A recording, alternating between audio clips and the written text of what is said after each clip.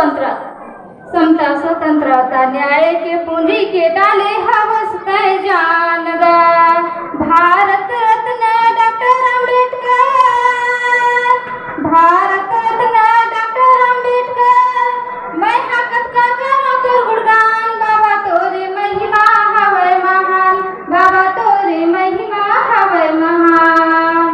ऊंच नीच के भेद मिटाए बाबा भीम महान गा, समता के अधिकार लिखे हैं भारत के संविधान गा। Bharat Ratna doctor Ambedkar, Bharat Ratna doctor Ambedkar. रहा रहे बड़े विद्वान, बाबा तोरे महिमा हवै महान, बाबा तोरे महिमा हवै महान। उच्च कोटि के कानून भरे हैं भारत के संविधान में।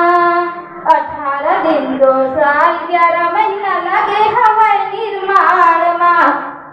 भारत रत्न डॉक्टर अम्बेडकर, मैं हकत का करो तोर बखान, बाबा तोरे महिमा हवै महान, बाबा तोरे महिमा हवै महान।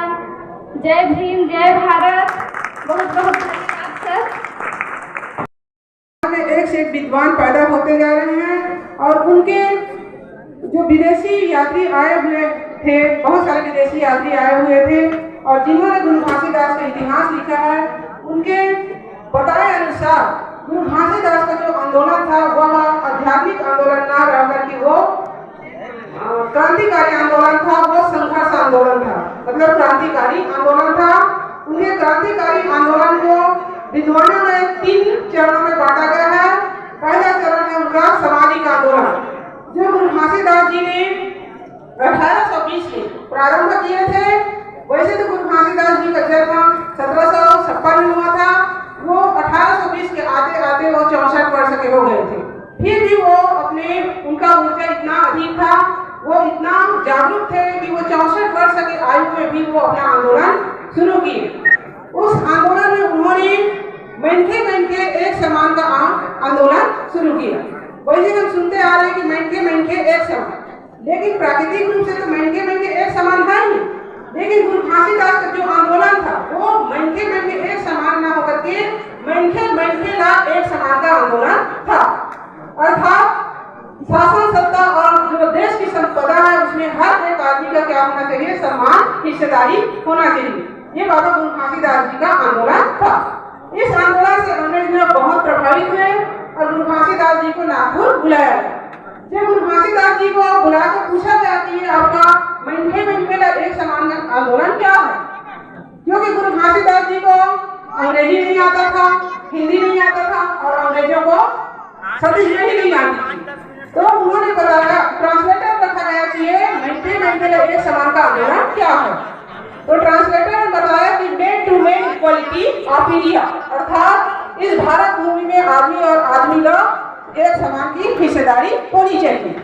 ये उनके संदेश से अंग्रेज लोग बहुत प्रभावित हुए और प्रभावित होकर पूछा कि आप लोगों को क्या अधिकार चाहिए। तो बाबा गुरु घासीदास जी ने कहा कि मेरे लोगों को शिक्षा, स्वास्थ्य और संपत्ति का अधिकार मिलनी चाहिए। तो वो लोग बहुत खुश हो गए, हाँ भाई इनका जो आंदोलन है वो समानता पर आधारित है। इसलिए अंग्रेजों ने हमारे लोगों के लिए शिक्षा, स्वास्थ्य और संपत्ति का अधिकार दिलाए।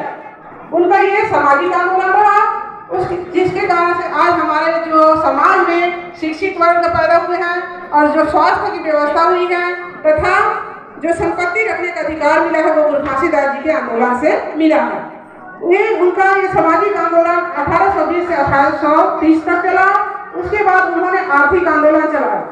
1840 में उन्होंने मालिक मकबूजा कानून लाया, जिसके कारण से आज छत्तीसगढ़ प्रांत में जो भी लोगों के पास जमीन है, 1 एकड़ 2 एकड़ 4 एकड़ जो जमीन है वो गुरु घासीदास जी के मालिक मकबूजा कानून के कारण हुआ है।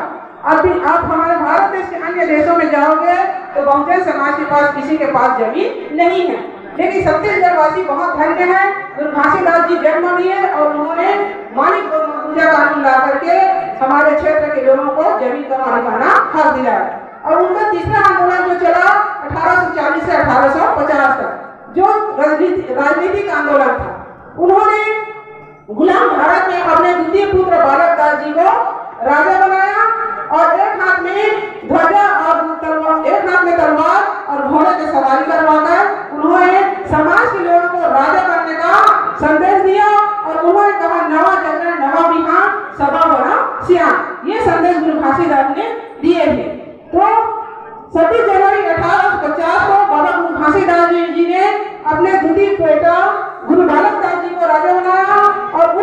इतिहास को दोहराते हुए बाबा साहब भीमराव अम्बेडकर ने 26 जनवरी 1950 को भारत के प्रति एक नागरिक को राजा बनने का अधिकार दिया।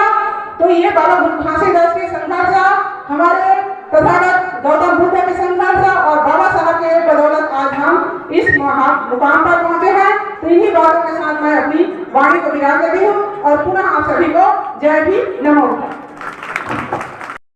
बेटे बालक दास जी को राजा बनाने वाले बाबा गुरु घासीदास जी, ज्योतिबा फुले साहब, छत्रपति साहू जी कुर्मी महाराज, वीर नारायण सिंह जी, संत गाडगे बाबा, सभी संतों गुरुओं को नमन करते हुए और भारतीय संविधान के रचयिता बाबा साहब अम्बेडकर, वामसेफ DS4 के संस्थापक मान्यवर काशीराम साहब को सादर नमन, श्रद्धापूर्ण नमन।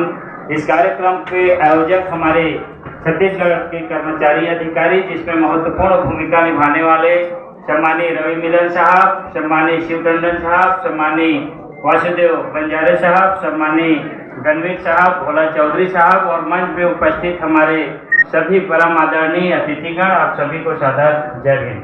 साथियों, सभी बात तो हो गया है, लेकिन बाबा साहब के एक बात तो मैं बताना चाहूंगा कि बाबा साहब अम्बेडकर का भी एक समय पैर टूटा था। सन 1929 में बाबा साहब का पैर टूटा था और पैर टूटा तो बाबा साहब एनालिसिस किए कि मेरा पैर क्यों टूटा। लेकिन आज 2023 में भी हमारा समाज का पैर टूटा हुआ है। तो बाबा साहब अम्बेडकर उस समय एनालिसिस तो किए कि मेरा पैर क्यों